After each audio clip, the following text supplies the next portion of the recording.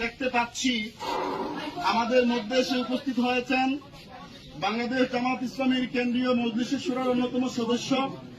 সিলেট জেলার সম্মানিত নায়েবে আমির, বিশ্বনাথ উসমানীনগর সংসদীয় আসনের জামাত মনোনীত প্রার্থী জননেতা জনাব অধ্যাপক আব্দুল হান্নান। আমাদের মধ্যে এসে উপস্থিত হয়েছেন উসমানীনগরের কৃতি সন্তান, বাংলাদেশ জামাত ইসলামী সিলেট মহানগরীর সম্মানিত সরকারি